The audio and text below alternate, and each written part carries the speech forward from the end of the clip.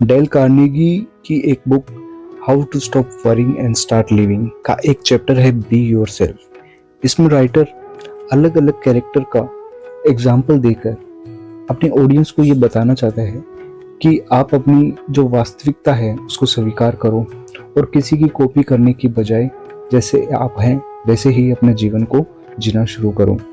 इसमें एक लेडीज का एग्जाम्पल है जो कि बचपन में काफ़ी मोटी थी और अंडर कॉन्फिडेंस थी, जिसके कारण वो इतनी खुश नहीं थी जितना उसको होना चाहिए था और वो डिप्रेशन में भी जाने लगी।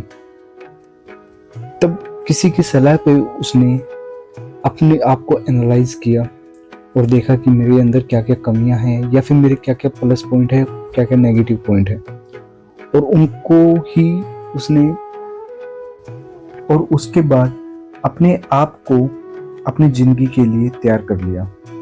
इसके बाद में वो काफ़ी खुश भी रहने लगी। ऐसा ही एक एग्जाम्पल है चार्ली चैपलिन का। शुरुआत के दौर में उनको ये डायरेक्शन थी कि आप किसी जर्मन कॉमेडियन की कॉपी कर लो, और जब उन्होंने ऐसा किया तो लोगों ने उनको पसंद भी नहीं किया। पर जब उन्होंने अपने तरीके से कॉमेडी को परफॉर्म करना शुरू किया तो लोगों ने उनको काफ़ी पसंद किया। एक बच्ची और थी जो कि सिंगर बनना चाहती थी, उसकी आवाज़ भी काफ़ी अच्छी थी, बट उसको ये लगता था कि मेरी कमी ये है कि मेरे दांत थोड़े बड़े हैं।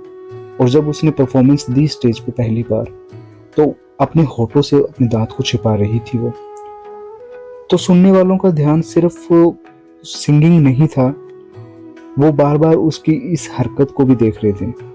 तो लोगों ने उसको इतना पसंद नहीं किया। बट जब ऑडियंस में ही कोई एक जेंटलमैन था जिसने उस लड़की को बाद में सलाह दी कि बेटी तुम्हारी आवाज़ बहुत बढ़िया है, बट जो तुम अपने दांतों के साथ जो कर रही थी ये सही नहीं है।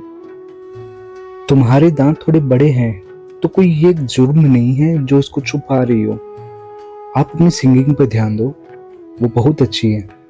और जब लड़की ने इस चीज़ को सीखा और परफॉर्मेंस दी नेक्स्ट टाइम स्टेज पर, तो उसने अपने दांतों की तरफ ध्यान नहीं दिया। और यकीन मानिए ऑडियंस ने भी उसके दांतों की तरफ ध्यान नहीं दिया, सब उसकी सिंगिंग को सुन रहे थे। तो इस तरीके से लोग अपने वास्तविकता को बिना छिपाए उसको स्वीकार करें और आगे बढ़ें। तो राइटर सिंपल वर्ड्स में ये कहना चाहता है कि अपने आप को छुपाओ नहीं, जैसे आप हो वैसे ही रहो और अपनी जिंदगी को अपने तरीके से जियो। अपने आप को ऐसा दिखाना जैसे आप हो ही नहीं, उससे अच्छा है जैसे आप हो वैसे रहो, बहुत आगे जाओगे, ऐसा लेखक कहना चाहता है। तो ये सिंपल सा मैसेज इस चैप्टर के अंदर है। आगे नेक्स्ट चैप्टर में हम आपको नई वीडियो के साथ मिलेंगे। मेरा नाम है जिशान और बने रहिए मेरे YouTube चैनल पे। Thank you.